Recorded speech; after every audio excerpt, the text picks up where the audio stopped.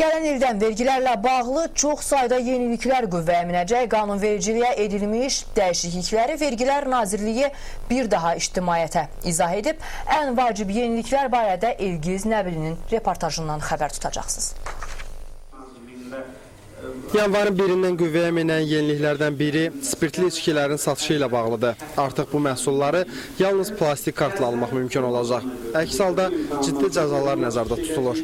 50 manata qədər içkinin nağd şəkildə satanları cərimə, 50 manatdan artıq məbləğdə olduqda isə hətta həbs gözləyir. Amma bu kafe və restoranlarda satılan içkilərə aid deyil. Vergilər Nazirliyi bu qərarın məqsədini belə izah edir.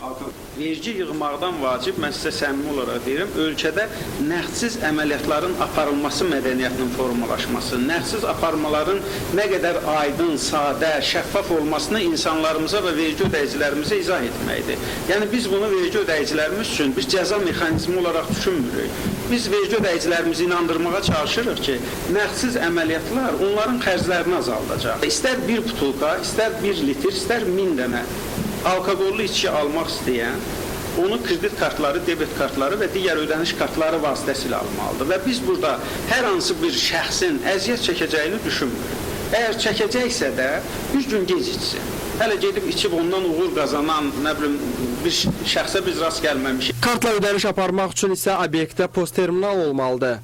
Buna görə yanvarın 1-dən postterminal olmayan ticarət mərkəzlərində spirtli içki satışı mümkün olmayacaq. Belə obyektlərin siyahısı Nazirliyə təqdim olunub.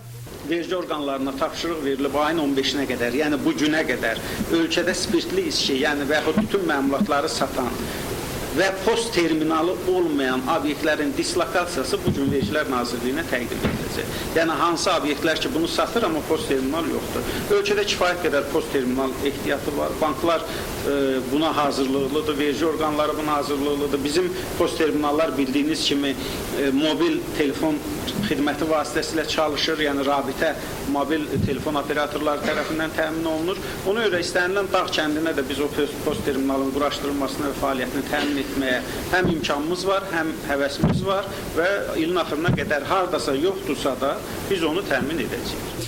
Gələn ildən tikinti, iaşə və ticarət sahəsində fəaliyyət göstərən sahibkarlara sadələşdirilmiş vergi ödəyicisi olmaq imkanı veriləcək. Bütün bunlarla yanaşı vergidən yayınlananlara qarşı sərt cəzalar tətbiq olunacaq.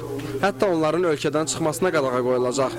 Gələn il qüvvəyə minəcək digər yenilik idman mərc oyunları uduşlarının vergiyə cəlbidir. Vergi məcəlləsinə edilmiş dəyişikliklərlə idman mərc oyunlarından əldə edilən uduşların ödəmə mənbəyində 10% dərəcə ilə vergiyə cəlb edilməsini nəzərdə tutulan müddəalar vergi məcəlləsinə daxil edilmişdir.